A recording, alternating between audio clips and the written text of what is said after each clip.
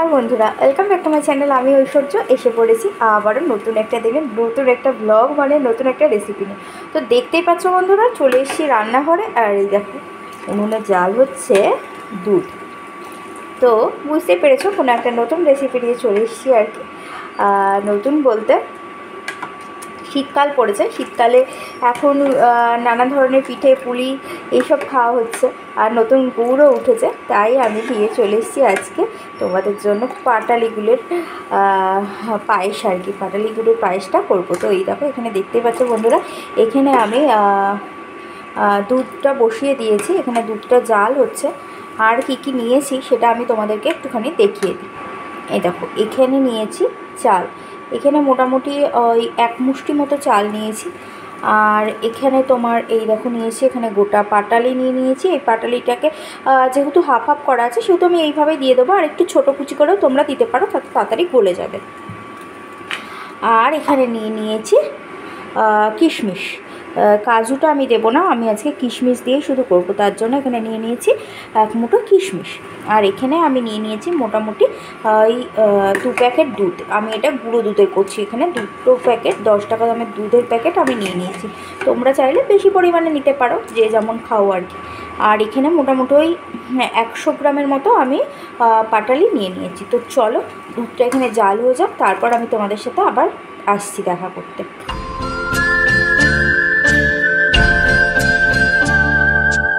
একটা জিনিস আমি শিখিয়ে দিই, এই যে দুধটা দেখবে এই যে আঙুল ডুবিয়েছে, আঙুলটা ডোবানো যাচ্ছে কি না, তারপর তোমরা চালটা দেবে। বেশি গরম হওয়ার পর যদি দুধে চাল দাও তাহলে পরে চালটা কিন্তু মানে জমাট বেঁধে যাবে, সেই জন্য ওইভাবে চালটা দেওয়া যাবে না।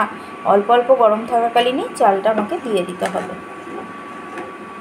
তো চালটা সেদ্ধ হওয়ার আগে দিয়ে আমি কিন্তু এখানে পাটালিটা অ্যাড করব। তো এই দেখো চাল তো আমার দেওয়া হয়ে গেছে, তো একটু মানে একটু সেদ্ধ হলে আমি পাটালিটা এখানে দেখতেই পাচ্ছ এখানে দুধটা কিন্তু বেশ ভালোভাবে ফুটে গেছে। এবার আমি অল্প অল্প করে পাটালিগুলো দেবো, যেহেতু পাটালিগুলোকে একটু মানে গোটা গোটা আমি দিচ্ছি, সেহেতু ওটাকে একটু গলতে তো টাইম দিতে হবে। তো সেহেতু এইভাবে দুধের ভিতর দিয়ে ওটা যেই তাপে পড়বে আস্তে আস্তে গলে যাবে। তো তবুও তোমরা চাইলে ছোটো করে দিতে পারো। আমি এই যে দুধের ভিতর দিয়ে নরম হয়ে যাচ্ছে, তো আমি এখানে দুধের ভিতর দিয়ে এইভাবে গলিয়ে দিলাম আর কি, ভেঙে দিলাম। তো এইভাবে প্রত্যেকটা পাটালি গুড় আর কি তোমাদেরকে এইভাবে দিয়ে দিতে হবে।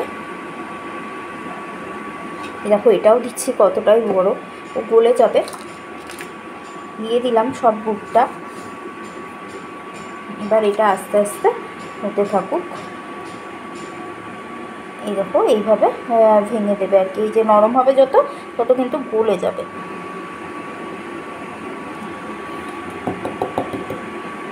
তো চলো বন্ধুরা পায়েসটা রেডি হয়ে নিক, তারপর আবার আমি তোমাদের সাথে দেখা করছি। দেখেছো যেহেতু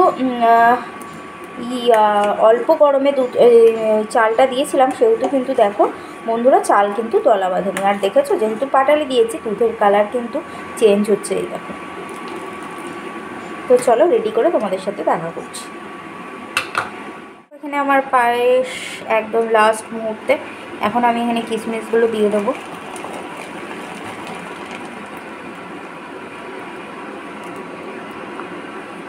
নাড়তে হবে, নাহলে এখন তলা লেগে যাবে, যেহেতু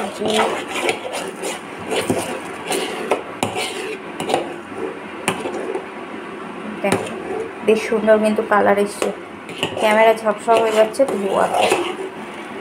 তো চলো একদম নামিয়ে তোমাদের সাথে দেখা করছি, কেমন লাগছে দেখতে অবশ্যই তোমরা কিন্তু বলবে আমাকে কমেন্টস বক্সে।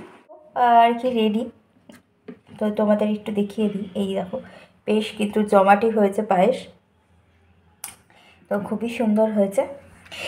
মানে আমি বলছি সুন্দর হয়েছে, তোমরা বলবে যে কেমন হয়েছে, কেমন লাগছে আর কি। আর রেসিপিটা তোমাদের কেমন লাগলো অবশ্যই জানিও। আর বাড়িতে এইভাবে পাটালি গুড়ের পায়েস করে আর কি দেখতে পারো। পাটালি গুড়ের পায়েস কিন্তু বেশ ভালো লাগে খেতে।